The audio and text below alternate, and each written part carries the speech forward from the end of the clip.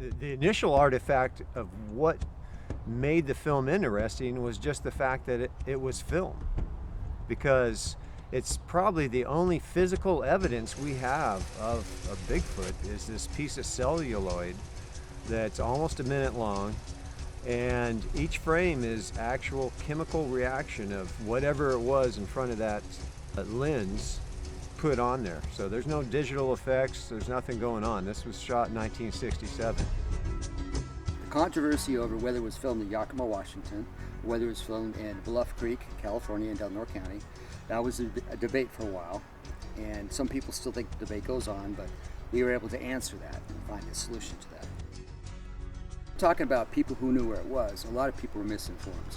Well, there's two people that I spent time with. Three technically would be Bob Gimlin, who said it's around here somewhere, but he was pretty close to it. He was right at the Hindens X area where the river kind of made a turn. Then there was Bobo Fay from Finding Bigfoot and Cliff Rackman from Finding Bigfoot. I've gone out with them many, many times, and they said, I think this is the place. We measured our first measurement, which went north to south. It started from initial sighting of when he turned the camera on, told by Bob Gimlin. We measured from there all the way across to the other bank, and as we got to the other bank, we had the back of what we call frame 352, which is the famous pose of Patty walking. Based on that location itself, those two guys said, I think this is it, but we need to prove it. And the only way to prove it was to find the artifacts. Artifacts are stumps, logs, piles of sawdust in position to the tree in the background.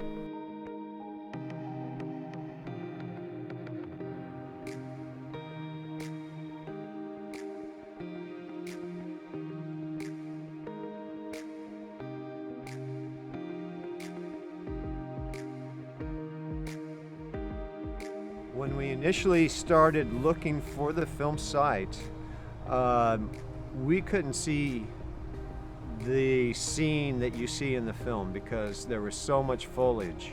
She had a clear area to walk through. Just a few snags that are gone now and some stumps. You can hardly see anything in places. It's so overgrown, so to speak. So you have trees growing there, and you say, well, were they there in 67? Were they there in 71? So we did a bore increment. We picked the biggest fir trees there, bored a hole through the firs, slide out the sleeve, and count the rings. Basic science on it. Real photo is we decided to grid out the sandbar, north-south, east-west, make 30-foot grids, go inside each one of those grids and draw in all the artifacts. Take that, transfer it to a sheet, compare that sheet with the 71 overview, angle it so it's north-south, and voila, we were able to prove beyond reasonable doubt that was the place. So that's how we got recognition for finding the film site. And we're not done. We have cameras out there now for the Bluff Creek Camera Project, and we caught the Humboldt Martin on film there. Some people thought it was extinct, and it was definitely on the getting to be an endangered species in the area. And lo and behold, we had quite a few shots of them on our game cameras at the film site. Once we realized we were in the right spot, we figured a lot of people would want to show up and see it, because it's the second most watched home film in the world after the Kennedy assassination. So this is a famous piece of footage that has been inspiring to a lot of people. And for some people, it has convinced them that there really is Bigfoot in the world. So in a sense, it's a mecca, because it's the first really good footage of a Bigfoot if they do exist. This is the mecca place to go.